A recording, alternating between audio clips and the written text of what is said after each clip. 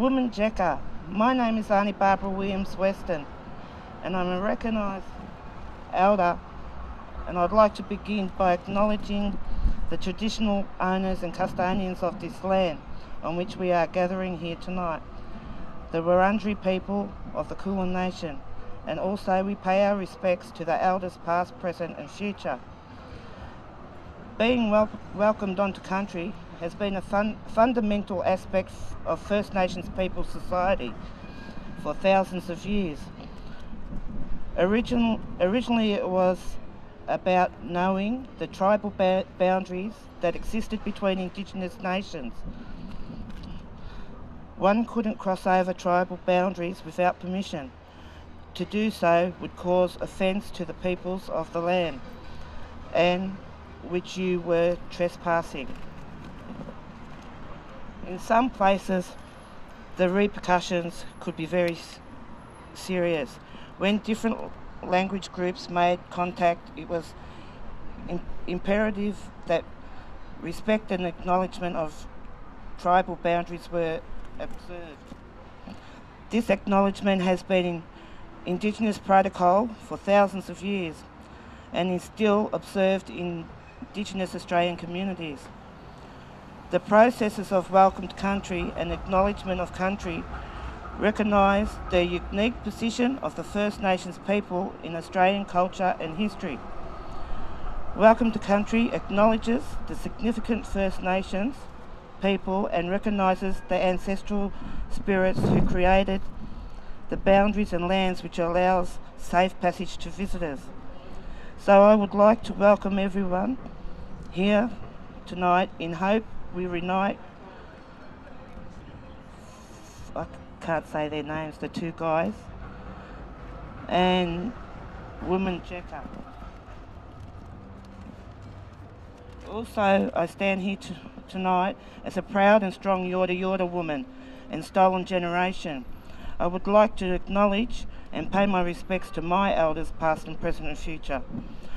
I am proud of who I am and my Aboriginal culture, my ancestors and our people over so many thousands of years of their fighting and struggles and their pain and suffering. And they can still stand strong and proud of who they are and stand strong for their and our beliefs and their culture. I am a stolen generation survivor, and I was taken away from my mother at the age of 2.5 years old. And I passed through Allambie and went to Wangana Family Group Home in the orphanage, where there was no other Aboriginal children and in a white town. And I became a ward of the state for 15 years of my life, being taken away from my family and my culture. Once I became free, I hit the streets, and I became an alcoholic at this time. Then I met my husband and married at 18 and 2 kids at the age of 19. Then he took our sons to Tonga and didn't bring them back. So I hit the drugs and became dependent on prescription drugs and illegal drugs at this time. I was not at all a nice person to be around. Then one day, with the help of a good friend of mine, said to me, "Wake up, Barbara, look at what you're doing with your life." She took me in so I could get my life back and straighten out myself.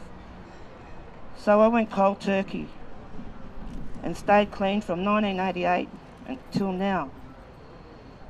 I myself stand here tonight for the support of the two guys because I feel they should not be facing death penalty.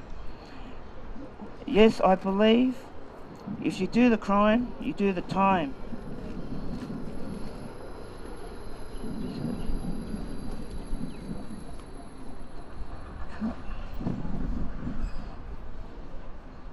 So I am here to let them know I care, and death should not be the outcome and should never has been an option.